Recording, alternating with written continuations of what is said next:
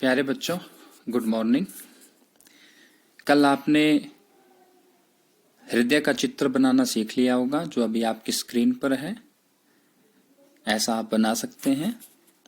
और इससे पहले लेक्चर में हमने रुधिर के बारे में पढ़ा था कि रक्त हमारे अंदर कैसा है और उसमें क्या क्या चीज़ें होती हैं।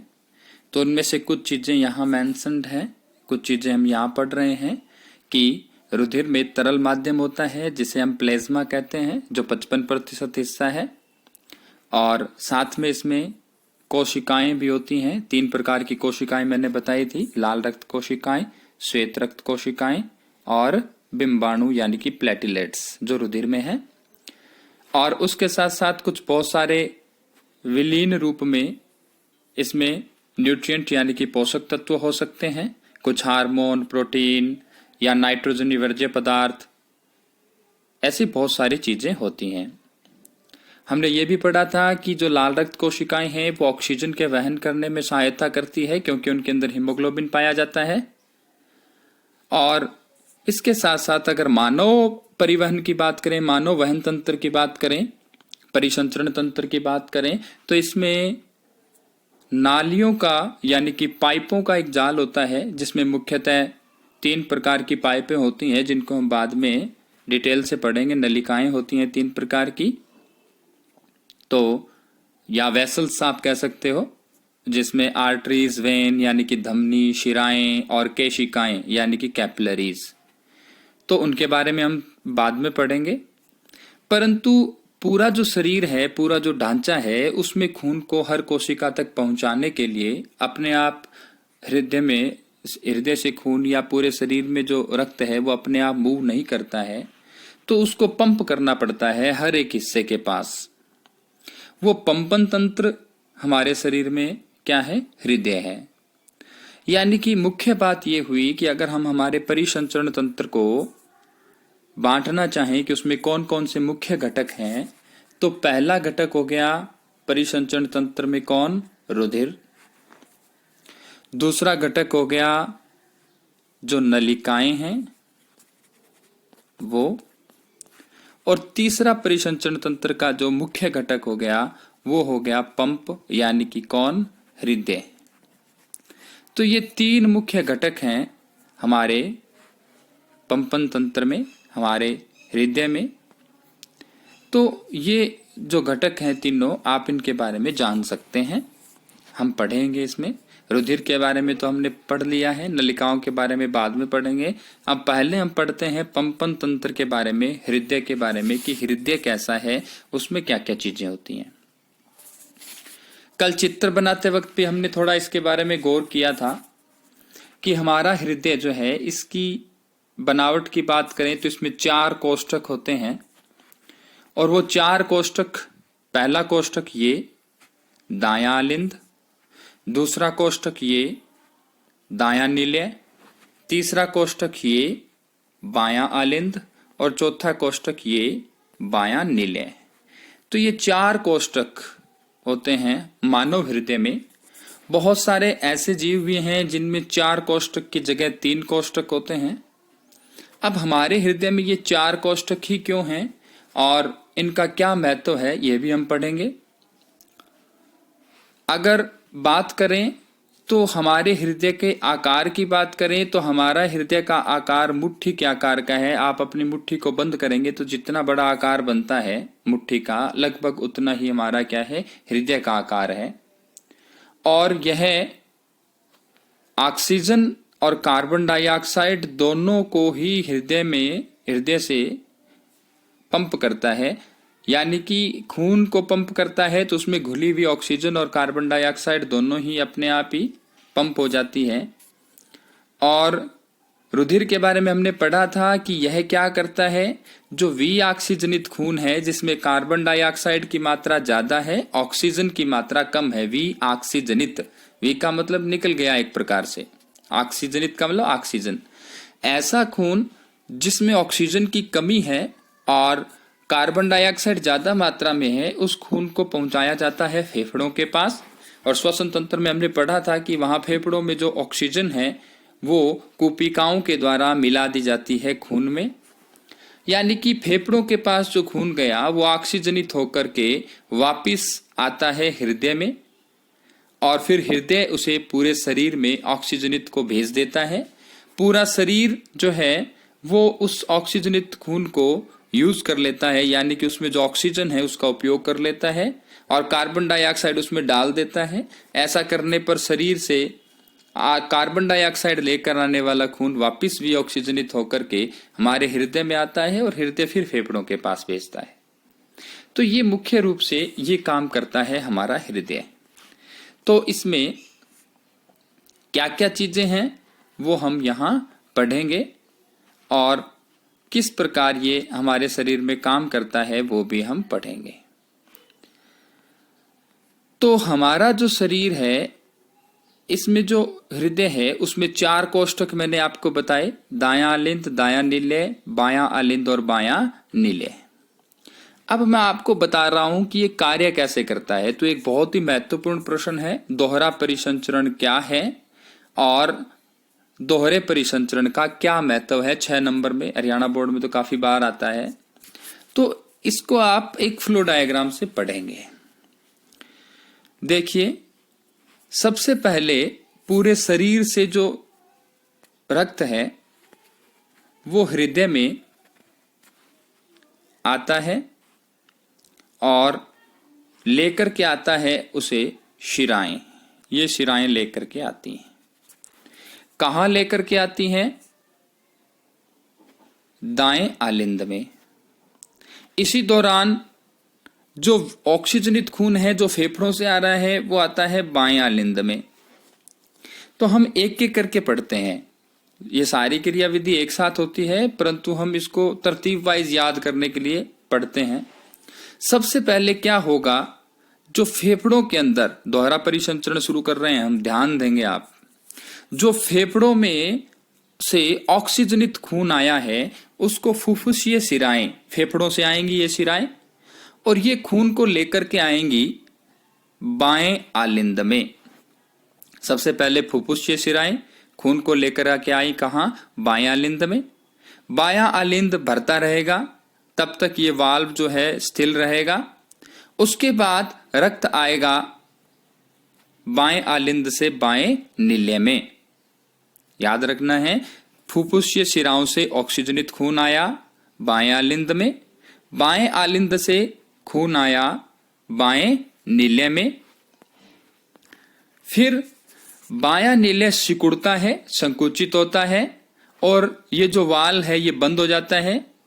तो खून इसमें जो भरा हुआ रक्त है वो आलिंद में वापस नहीं जा पाता वाल के कारण, परंतु वो इस महाधमनी में चला जाता है और ये रक्त महाधमनी से होता हुआ पूरे शरीर में भेज दिया जाता है। कैसा खून है? ऑक्सीजनित खून है। कहां से आया? फेफड़ों से। कौन लेके आया? फुफ्फुसीय शिराएं। कहां? बाएं आलिंद में, बाएं आलिंद से बाएं नीले में। उसके बाद पूरे शरीर में जाने के बाद जब इसमें कार्बन डाइऑक्साइड का स्तर बढ़ जाएगा वहां से खून वापस आएगा किसमें? दाएं आलिंद में। कौन लेके आएगा? महाशिराएं। शिरा वो हैं जो खून को हृदय में लेकर के आती हैं और ये बड़ी पाइपें हैं इसलिए इनको कहा गया महाशिरा। शरीर के ऊपरी भाग से विऑक्सीजनित खून और निचले भाग से विऑक्सीजनित खून ये कहाँ इकट्ठा होगा? दाएं आलिंद में। फिर दाएं आलिंद से खून कहाँ जाएगा? दाएं नीले में। और दायां नीले जब बंद होगा, सिकुड़ेगा, तो ये वाल बंद हो जाएंगे और खून यहां से चला जाएगा किसमें? फुफ्फुसीय धमनियों में, जो यहां से खून को ले जाएंगी। कहां ले जाएंगी? फेफड़ों में, दोनों तरफ के। अगर हम इस बात को थोड़ा और समझना चाहें तो देखते हैं इस चित्र में। देखिए, एक सर्कुलेशन यहां से पूरा हुआ और वो सर्कुलेशन कौन सा था कि खून जो है वो गया कहां से? सबसे पहले ये आया यहां बाएं आलिंद में, बाएं आलिंद से बाएं नीले में, और बाएं नीले से ये खून चला गया फेफड़ों में भी और पूरे शरीर में भी चला गया। यानी कि अगर हम बात करें तो खून कहां से, बाएं आलिंद से बाएं नीले में और बाएं नीले से पूरे शरीर में एक सर्कुलेशन हुआ शरीर के साथ। और यहां से, क्योंकि ये लाल रक्त दिखाया हुआ है तो इसका मतलब ऑक्सीजनित है, यहां से पूरे शरीर से, ये पूरा शरीर बनाया हुआ है, शरीर से चला गया ऑक्सीजनित, यानी कि ऑक्सीजन देने के बाद, विऑक्सीजनित होने के बाद ये चला गया कहां, दाएं आलिंद में। तो एक साइकिल यहां कंप्लीट हुआ, एक सर्कुलेशन। खून एक बार आया हृदय में और वो चला गया बॉडी के साथ, यानी कि शरीर के साथ सर्कुलेशन कंप्लीट हुआ। तो एक परिसंचरण हो गया शरीर के साथ, पहला। दूसरा परिसंचरण ध्यान देंगे, अब खून आया था विऑक्सीजनित होकर के कहां, दाएं आलिंद में, यहां से कहां गया, दाएं नीले में, और दाएं नीले से कहां चला गया, फेफड़ों में। फेफड़ों में क्योंकि विऑक्सीजनित खून गया है, इन फेफड़ों ने क्या किया, फेफड़ों ने क्या किया, खून को ऑक्सीजनित कर दिया और ऑक्सीजन मिला दी और वापस कहां गया, हृदय में। तो एक सर्कुलेशन ये हुआ किसके साथ, फेफड़ों के साथ, यानी कि फुफ्फुसीय सर्कुलेशन हुआ फुफ्फुस के साथ, फेफड़ों के साथ। तो एक सर्कुलेशन हुआ फेफड़ों के साथ और दूसरा जो सर्कुलेशन है वो हुआ किसके साथ, शरीर के साथ। तो 2 बार हृदय में रक्त आता है हमारे, इसलिए ये सर्कुलेशन, ये परिसंचरण क्या कहलाता है, दोहरा परिसंचरण। अब हमारे शरीर में दोहरे परिसंचरण की क्या आवश्यकता है, दूसरा हिस्सा प्रश्न का ये है कि आप यहां इसमें देख रहे हैं कि जो विऑक्सीजनित रक्त है वो और जो ऑक्सीजनित रक्त है वो दोनों एक दूसरे से इस विभाजिका के द्वारा अलग अलग हो रहे हैं, दोनों अलग अलग रह रहे हैं, जिसकी वजह से ज्यादा ऑक्सीजन घुला हुआ रक्त हमारे शरीर में पहुंचता है। क्योंकि हम जटिल जीव हैं तो हमें ऑक्सीजन की आवश्यकता ज्यादा है, ऊर्जा की आवश्यकता हमारे तापमान को नियंत्रित करने के लिए ज्यादा चाहिए हमें, और ऊर्जा ज्यादा चाहिए इसलिए ऑक्सीजन ज्यादा चाहिए। और ऑक्सीजन ज्यादा देने के लिए ये आवश्यक है कि हम में, जो हमारे शरीर में जो विऑक्सीजनित खून है और ऑक्सीजनित खून है वो अलग अलग होना चाहिए, वो मिक्स नहीं होना चाहिए। इसी मिक्सिंग को रोकने के लिए यहाँ दोहरा परिसंचरण होता है और हमारे हृदय में 4 चैम्बर होते हैं। अब लोअर की बात करें, जो साधारण जीव हैं उनमें क्या होगा, तो वो एक दूसरे चित्र से समझते हैं। इस चित्र में आप देख सकते हैं कि कुछ एम्फीबियन जल स्थलचर ऐसे होते हैं जिनमें 3 कोष्ठकीय हृदय होता है, 1, 2 और 3। हमारे अंदर 4 कोष्ठकीय हृदय है, 1, 2, 3 और 4। तो हमारे अंदर आप देख पा रहे हैं कि जो ये रक्त है कौन सा, विऑक्सीजनित, वो ऑक्सीजनित के साथ मिक्स नहीं होता, दोनों अलग अलग रहते हैं। परंतु जो छोटे जीवधारी हैं, जो जल स्थलचर हैं और कुछ सरीसृप हैं, उनके अंदर जो खून है वो पहले तो अलग अलग होता है, परंतु नीचे इस चैम्बर में आने के बाद एक दूसरे के साथ मिक्सअप हो जाता है, मिश्रित हो जाता है। अब इन जीवों में ये इस मिश्रण को, यानी कि ऑक्सीजनित और विऑक्सीजनित दोनों जो रक्त हैं उसके मिलने को सहन कर सकते हैं, क्योंकि इनमें ऊर्जा की आवश्यकता कम होती है। परंतु हम इसको सहन नहीं कर सकते क्योंकि हमारे शरीर में ऊर्जा की मात्रा ज्यादा चाहिए और ज्यादा ऊर्जा की आपूर्ति के लिए ज्यादा ऑक्सीजन चाहिए, इसलिए दोहरा परिसंचरण आवश्यक है।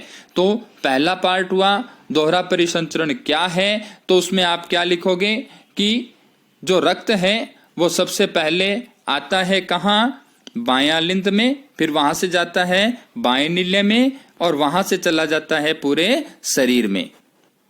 शरीर से विऑक्सीजनित होने के बाद वापिस आता है कहां? दाएं आलिंद में। एक परिसंचरण पूरा हो जाता है।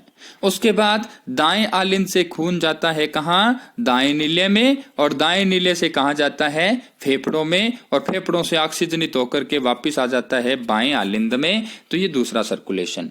यानी कि ये 5-6 वर्ड आपको याद रखने हैं। बायां आलिंद, बायां नीले, शरीर, दायां आलिंद, दायां नीले, फेफड़ा, और इनको आपस में एक दूसरे के साथ आप कनेक्ट कर सकते हैं, तो जिससे आपको ये याद हो जाएगा। तो आप आज इस दोहरा परिसंचरण क्या है और इसका हमारे जीवन में क्या महत्व है, इस पर अच्छे से विचार करेंगे और इसको अच्छे से याद करेंगे। आज के लिए इतना ही। धन्यवाद।